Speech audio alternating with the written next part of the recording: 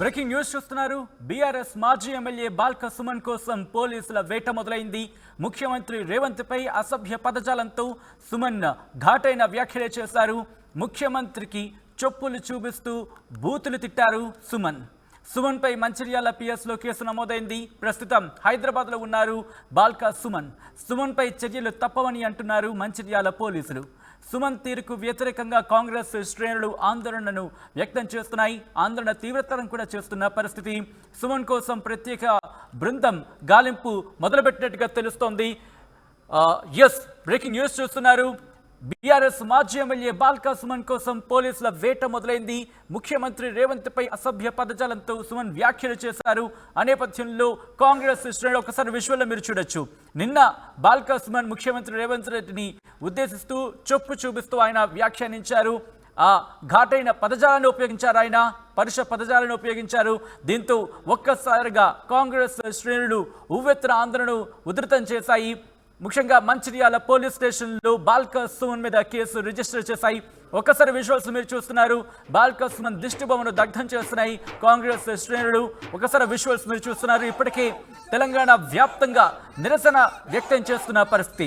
ఒక్కసారి ఈ పరిస్థితి ఇంత అంటే నిరసన వరకు వెళ్ళడానికి ఇంత ఆందోళనకరంగా మారడానికి కారణం ఏంటి? అసలు ఇంతకీ బాల్క సుమన్ నేను ఏమన్నారో ఒకసారి చూసిన తర్వాత దీనికి సంబంధించి ముందుకు వెళ్ళే ప్రయత్నం చేద్దాం. ఒకసారి బాల్క సుమన్ ఏమన్నారో చూద్దాం.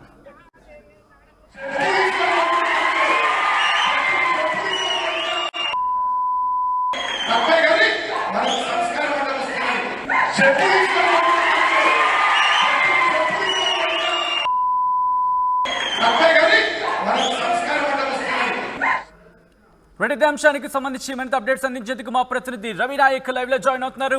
రవి నాయక్, పోలీసుల వేట మొదలైనట్టుగా తెలుస్తోంది. ఎప్పట్లోగా అదుపులోకి తీసుకోవచ్చు అనే అంశానికి సంబంధించి అక్కడ ప్రచారం జరుగుతుంది. ఎందుకంటే ఆయన అదుపులోకి తీసుకొచ్చిన ప్రచారం చాలా జోరుగా జరుగుతుంది నెట్ నుంచి. ఇంతకీ పోలీసుల వేట ఎంతవరకు వచ్చింది? ఆయన ఎప్పుడు అదుపులోకి తీసుకునే అవకాశం కనిపిస్తోంది? సచిన్, ప్రధానంగా బాల్క సుమన్ చెప్పే మాటల ప్రకారం చూసినట్టుగా ఖచ్చితంగా ఏ క్షణమైనా నన్ను అరెస్ట్ చేసే అవకాశం ఉంది. బీఆర్ఎస్ అందరూ అప్రమత్తంగా కావాలి. ఒకవేళ మాకేదైనా కష్టం ఉంటే గోదావరి దాటి మీరు ఇటు రావాలి, మీకేదైనా కష్టం ఉంటే మేము గోదావరి దాటి వస్తామన్న ఆ వీడియో ఏదైతే ఉందో నిన్న ఆర్టీవీ ఎక్స్క్లూజివ్గా ప్రసారం చేసిన పరిస్థితి. అయితే అయ్యే వ్యాఖ్యలు నిజం కాబోతున్నాయా? అసలు ఏం జరగబోతుంది? మంచిర్యాల పోలీస్ స్టేషన్లో కేసు నమోదైంది. ఈరోజు రాష్ట్ర వ్యాప్తంగా ఆందోళన జరిగిన పరిస్థితి. ముఖ్యంగా మంచిర్యాల జిల్లాలో హైటెన్షన్ వాతావరణం కలిగిన పరిస్థితి. అయితే దీనికి కానీ పోలీసులకు మనం సంప్రదించాం. పోలీసులు సంప్రదిస్తే కేసు నమోదు చేశాం, చట్టం తన పని తను చేసుకోపోతుందని ఆ మంచిర్యాల సిఐ చెప్పిన పరిస్థితి. పూర్తి స్థాయిలో దీనిపై విచారణ జరుగుతుంది. మేము దీని గురించి ఇప్పుడే చెప్పవలసిన అవసరం లేదని నేరుగా కరాఖండితంగా సిఐ చెప్పిన పరిస్థితి. అయితే దీనిపై పైనుండి ఏదన్నా ప్రెషర్ ఉందా? అసలు ప్రస్తుత పరిస్థితి ఏంది? ఆ పైన అంటే హైదరాబాద్ స్థాయిలో బాల్క సుమన్ అరెస్ట్ చేయాలనే ఆ కోణంలో ఏదైనా దర్యాప్తు జరుగుతుందా అన్న దానిపై ఊహాగానాలు అయితే వ్యక్తమవుతున్నాయి. ప్రధానంగా కాంప్లైంట్ పూదారి తిరుపతి కూడా చాలా స్పష్టంగా ఒక విషయం చెప్పారు.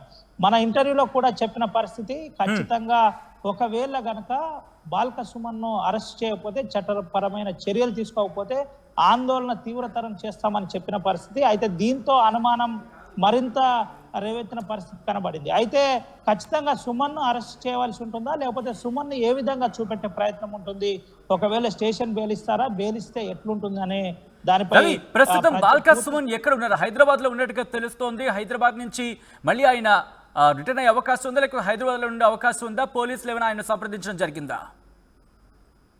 ప్రస్తుతానికైతే హైదరాబాద్ లో ఉన్నాడు. నిన్న ఆ మీటింగ్ లో కార్యాచరణ అనంతరం నేరుగా పెద్దపల్లి మీటింగ్ అనంతరం మళ్ళీ హైదరాబాద్కు వెళ్ళిన పరిస్థితి. ఈరోజు తెలంగాణ భవన్ లో మీటింగ్ లో కూడా పాల్గొన్నారు.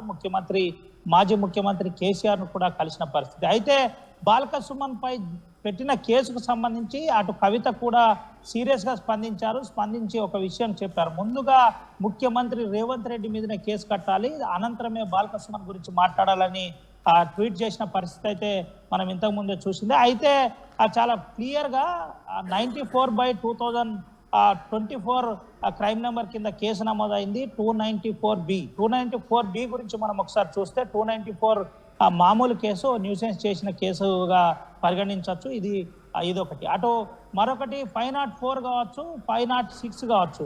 అంటే పూర్తిగా భయభ్రాంతులకు గురి చేసినట్టు, భయపెట్టినట్టు ఈ 3 సెక్షన్ల కింద వస్తాయి. ఈ అన్ని కూడా బిలో 7 years కన్విక్షన్ కిందికి వస్తుంది. అయితే వెంటనే నోటీస్ ఇచ్చి పోలీస్ స్టేషన్లో బెయిల్ ఇవ్వచ్చు. కానీ బాల్కసుమన్ను సంప్రదించకుండా, బాల్కసుమన్తో మాట్లాడకుండా, కనీసం నోటీస్ ప్రస్తావన కూడా రాలేదంటే ఖచ్చితంగా సాటర్డే, సండే ఈ 2 రోజులు హాలిడే చూసి ఏదైనా చేసే ప్రమాదం ఉందా, లేదంటే పైనుండి బాల్కసుమన్పై ఆల్రెడీ ముందు నుండే పూర్తి స్థాయిలో కన్నుంది కాబట్టి ఇంకేదైనా చేసే ప్రమాదం ఉందా, లేదంటే సూట్ కేసులో బట్టలు పట్టుకొని తిరుగుతున్నాను దేనికైనా రెడీ అనే మాటను వింటుంటే బాల్కసుమన్కి ఇప్పటికే ఏదైనా ఇండికేషన్ ఉందా అనే కోణంలో పూర్తిగా ప్రచారం జరుగుతున్న పరిస్థితి కనబడుతుంది. ప్రధానంగా ఉమ్మడి ఆదిలాబాద్ జిల్లాలో బాల్కసుమన్ ఇష్యూ ఏదైతుందో చర్చనీయాంశంగా మారింది. బాల్కసుమన్ కామెంట్స్ ఏదైతున్నదో మంచిర్యాల జిల్లాలో మంటలు రేపుతున్నాయని చెప్పుకోవచ్చు. మరోపక్క బీఆర్ఎస్ శ్రేణులు కూడా చెన్నూరు నియోజకవర్గ కేంద్రంలో అటు ముఖ్యమంత్రి రేవంత్ రెడ్డి దిష్టిబొమ్మను కూడా దహనం చేశారు. చాలా సీరియస్ తీసుకున్నారు. ఏ విధంగా మా ఉద్యమ నాయకుడిని మీరు ఈ విధంగా అవమానిస్తారా అంటూ సీరియస్ తీసుకున్న పరిస్థితి అయితే కనబడింది. మొత్తం ప్రస్తుతం బాల్కసుమన్ విషయంలో పోలీసులు ఎంతవరకు వెళ్లారు? ఎందుకంటే ఆయనతో మాట్లాడే సందర్భం ఉంటుంది, కొన్ని సందర్భాల్లో నోటీసులు కూడా ఇవ్వాల్సిన పరిస్థితి ఉంటుంది కాబట్టి ఈ అంశంలో ఏంటి పోలీసుల వ్యవహారం ఎంతవరకు వచ్చింది, పోలీసుల ఇన్వెస్టిగేషన్ ఎంతవరకు వచ్చింది? సచిన్, కేసు రిజిస్టర్ అనంతరం పోలీసులు తమ పని తమ చేస్తున్నామని చెబుతున్నారు. మనం సంప్రదించగానే స్థానికంగా ఉన్న సిఐ క్లియర్ గా మా పని మేము చేస్తున్నాం, మాకు ఎవరు కూడా దీని గురించి అడగద్దు అని కరాఖండితంగా ముఖం మీదనే చెప్పిన పరిస్థితి కనబడింది. దీని గురించి పూర్తి స్థాయిలో దర్యాప్తు చేస్తున్నాం కాబట్టి మీకు పూర్తి వివరాలు ఏదైనా ఉంటే త్వరలో మేము చెబుతామనే కోణంలో చెప్పే ప్రయత్నం చేసి దాటివేసే ప్రయత్నం అయితే ఇటు సిఐ చేసిన పరిస్థితి కనబడుతుంది. అయితే ఇదంతా కూడా చూస్తే అసలు ఏం జరుగుతుంది అన్నదే ఒక అనుమానం అయితే రేగెత్తుంది. ప్రధానంగా బాల్కసుమన్ ప్రస్తుతానికి హైదరాబాద్ లో ఉన్నారు. హైదరాబాద్ లో ఉన్న బాల్కసుమన్ కు నోటీస్ ఇస్తారా, లేకపోతే హైదరాబాద్ లో ఉన్న బాల్కసుమన్ కు నేరుగా పోలీసులు సంప్రదించి ఏదైనా వేరే ప్రయత్నం చేస్తారా, లేదంటే దీనికి సంబంధించి ఏదైనా యాంటిసిపేటరీ బెయిల్ కోసం బాల్కసుమన్ ప్రయత్నం చేస్తుండా అన్న దానిపై ఇదై ఒక చర్చనీయాంశంగానే మారిపోయింది. ఏ విధంగా ఉంటుంది అనే అంశంపై ఇంకా సందిగ్ధత కొనసాగుతుంది. కాకపోతే జిల్లాలో బీఆర్ఎస్ కాంగ్రెస్ మధ్య మాటల యుద్ధం జరుగుతుంది. ఎగ్జాక్ట్లీ రవి, ఒక్కసారి మన దగ్గరకు వచ్చే ప్రయత్నం చేస్తాను. ఇప్పటికే ఈ అంశానికి సంబంధించి కాంగ్రెస్ ఉవ్వెత్తున ఆందోళన ఉధృతం చేసిందనే చెప్పుకోవాలి. ఒక్కసారి బాల్కసుమన్ చేసిన వ్యాఖ్యలకు నిరసనగా కాంగ్రెస్ శ్రేణులు ఎటువంటి నిరసనకు పిలిపించా ఒకసారి చూద్దాం. ఒక్కసారి ధర్నాను ఏ విధంగా ఉధృతం చేస్తా ఒకసారి చూసే ప్రయత్నం చేద్దాం. ఎస్, విజువల్స్ మీరు చూడొచ్చు ఆందోళన ఎంత తీవ్రత చేశాయన్నది.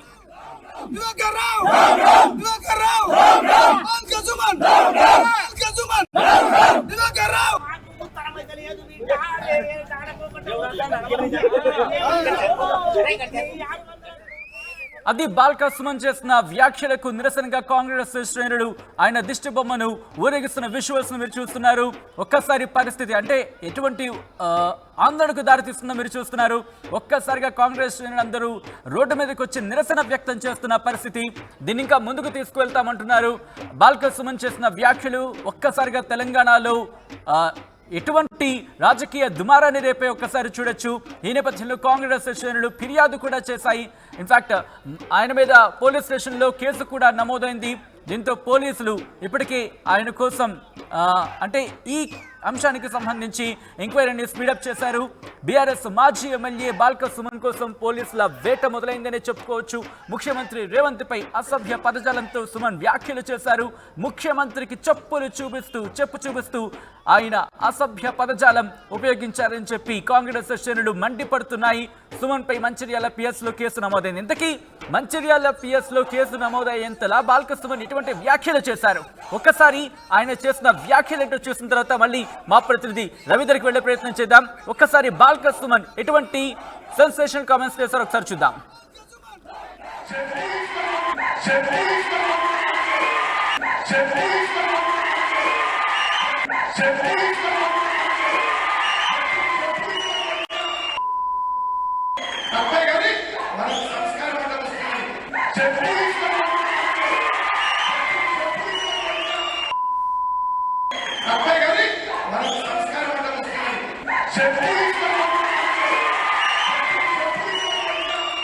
మీ అదృష్టమో మా తెలంగాణ ప్రజల దురదృష్టమో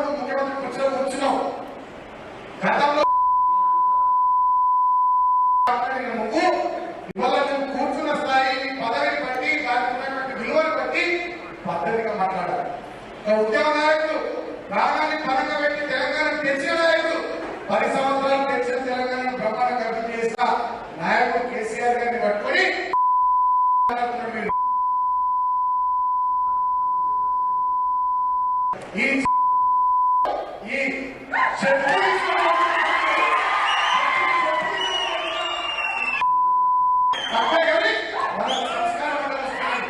మనకు సంస్కారం అంటే వస్తున్నది. మా కేసీఆర్ అంటే మా ప్రభుత్వం లేకపోవచ్చు, 1,00,000 మందిలో పండగకి తొక్కుతుంటారు. చేయడానికి కాదు, 10 ఏళ్ళ అధికారంలో ఉన్నాం. మేము అనుకుంటే నువ్వు ఉండు ద్వారా నీ కాంగ్రెస్ ఉందా రైట్. మళ్ళీ ఒకసారి మా ప్రతినిధి రవినాయక్ దగ్గరికి వెళ్ళే ప్రయత్నం చేద్దాం, అప్డేట్స్ కంటిన్యూ చేద్దాం. రవినాయక్, ఏంటి పోలీసులు నెక్స్ట్ ఏం చేయబోతున్నారు? బాల్క సుమన్ చేసిన వ్యాఖ్యల నేపథ్యంలో ముఖ్యంగా పోలీస్ స్టేషన్లో కేసు కూడా నమోదైన తర్వాత పోలీసుల నెక్స్ట్ యాక్షన్ ఏంటి? ఈరోజు చూసిన ధర్నాలను బట్టి చూసినట్టు కనుకైతే రెండు దిక్కులు అంటే ప్రధానంగా బీఆర్ఎస్ పార్టీ కావచ్చు, కాంగ్రెస్ పార్టీ కావచ్చు, ఆ పోటాపోటీగా నిరసనలు వ్యక్తం చేసిన పరిస్థితి చెన్నూరు ఉదాహరణగా చెప్పుకోవచ్చు. అయితే ఒక్కసారిగా బీఆర్ఎస్ శ్రేణులు కూడా వచ్చి రోడ్డు మీద కూర్చున్నారు. రోడ్డు మీద కూర్చోగానే శాంతి భద్రతలకు ఏదన్నా విఘాతం కలిగే అవకాశం ఉందా ఏంది అన్న దానిపై ఇంటెలిజెన్స్ కూడా ఆరా చేస్తుంది. పూర్తి స్థాయిలో ఏ విధంగా ఈ సమస్యను కంట్రోల్లో తీసుకొస్తే బాగుంటుంది అన్న దానిపై పూర్తిగా ఒక ఆలోచనలో పడ్డట్టయితే మనకు సమాచారం ఉంది. అయితే ఇదే కోణంలో పూర్తిగా బాల్క సుమన్ చేసిన వ్యాఖ్యలు తెలంగాణ వ్యాప్తంగా సంచలనంగా మారాయి. ప్రధానంగా ఆ ప్రచార మాధ్యమాల్లో ఎటు చూసినా బాల్క సుమన్కి సంబంధించిన కామెంట్సే కనబడుతున్నాయి. బాల్క సుమన్ చేసిన ఆ ఇష్యూ పైనే చర్చ జరుగుతుంది కాబట్టి చాలా సీరియస్గా పరిగణించారు. ముఖ్యంగా కాంగ్రెస్ పార్టీ సీరియస్గా పరిగణించిందని చెప్పుకోవచ్చు. హైదరాబాద్లో ఉన్న ఎమ్మెల్యేలను ఇక్కడికి తీసుకొచ్చా, స్థానికంగా పంపించారు. వెంటనే మీడియా సమావేశాలు ఏర్పాటు చేశారు, నిరసనలు ఏర్పాటు చేశారు.